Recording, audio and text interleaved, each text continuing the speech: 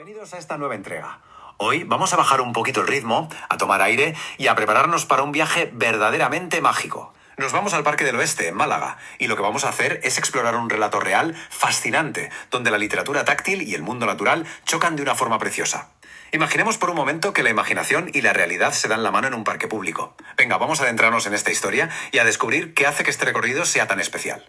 Pero bueno, antes de nada, ¿cómo cobran vida los cuentos en braille? Para entender todo esto tenemos que conocer a nuestros protagonistas, 4 personas con discapacidad visual.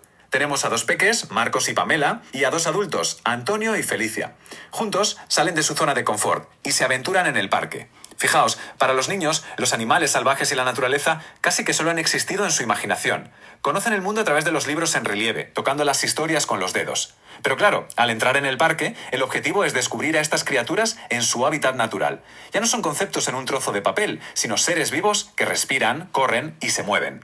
Ya que es donde nos encontramos con un contraste absolutamente brutal. Pensemos en la inmensa diferencia entre la expectativa y la realidad.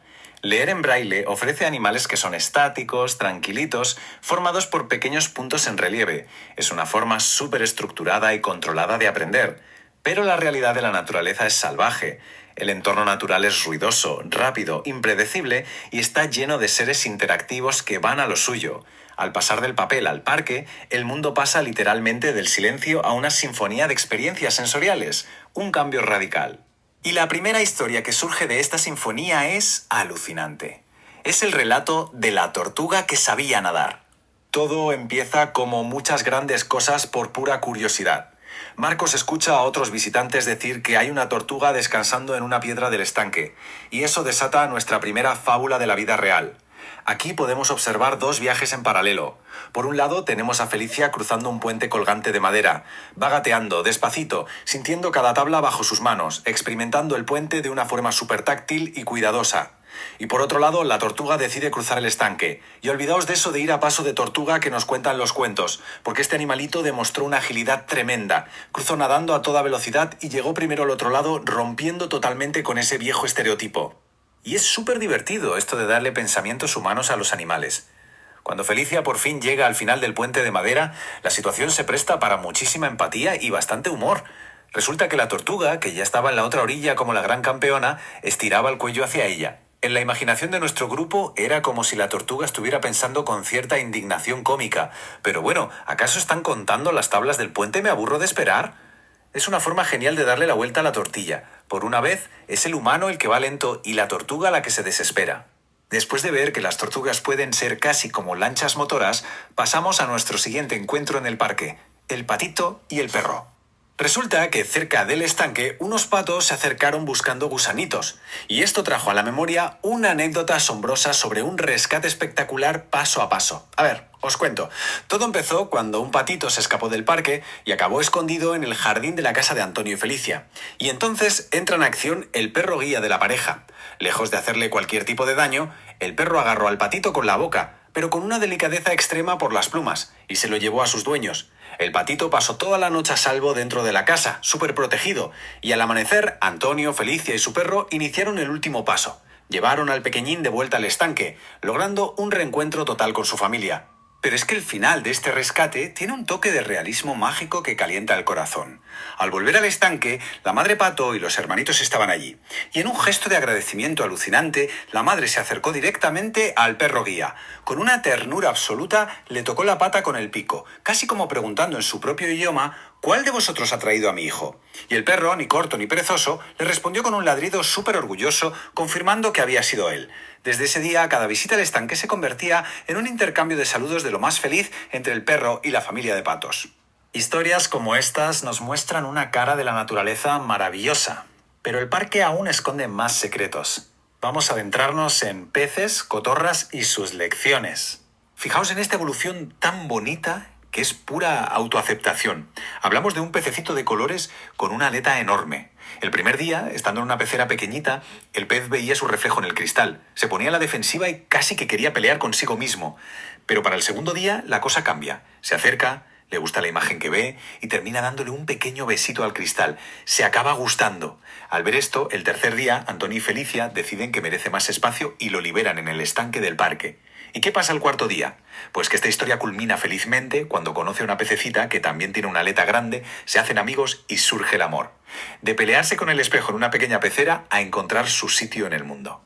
Claro, mientras los peces dominaban el agua, en las copas de los árboles pasaba otra cosa totalmente distinta. Y aquí entramos de lleno en el mundo auditivo. Para nuestro grupo, el descubrimiento de que había cotorras argentinas en el parque no dependió de ver sus plumas verdes, que va. Fue gracias a escuchar sus chillidos fuertes e inconfundibles desde lo alto de las ramas. Aún más increíble fue escuchar con una claridad pasmosa el sonido sutil de los cascarones de huevo cayendo y rompiéndose contra el suelo. Esos pequeños sonidos pintaban un cuadro súper detallado de la vida que estaba naciendo allá arriba en los nidos. Y lo que esos cascarones rotos revelaron fue una lección de supervivencia bestial. Aquí encontramos el instinto maternal en estado puro. Resulta que la cotorra madre estaba pasando muchísima hambre, tanta que se vio obligada a comerse algunos de sus propios huevos. Es durísimo, pero una vez que sació esa necesidad extrema, su instinto de madre fue más fuerte que cualquier otra cosa y dejó a salvo los huevos que quedaban. Cuando las cotorritas nacieron, la madre las alimentaba pico a pico, las besaba con ternura y las cuidaba muchísimo, hasta que por fin les enseñó a volar por el parque. Y toda esta historia, toda esta lucha, fue percibida única y exclusivamente a través de los sonidos del bosque. Es asombroso cuánto podemos llegar a descubrir si simplemente prestamos atención. Lo que nos lleva al corazón de esta experiencia, sentir la naturaleza sin verla.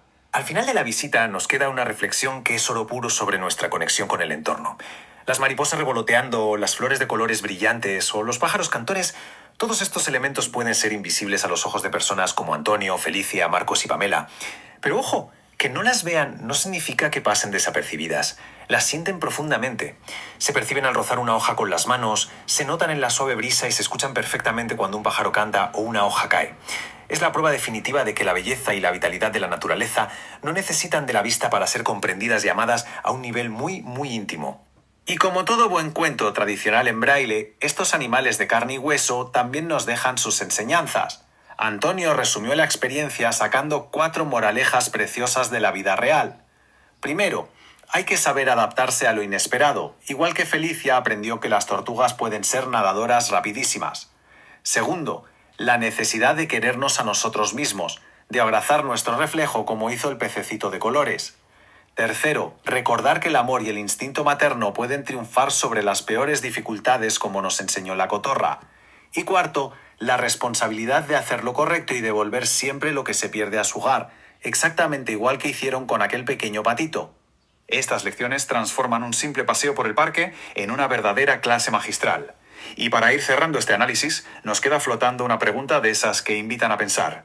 ¿Cómo podría nuestra sociedad apreciar mejor el mundo que nos rodea si, en general, nos concentráramos más en sentir y escuchar, prestando verdadera atención, en lugar de conformarnos únicamente con mirar?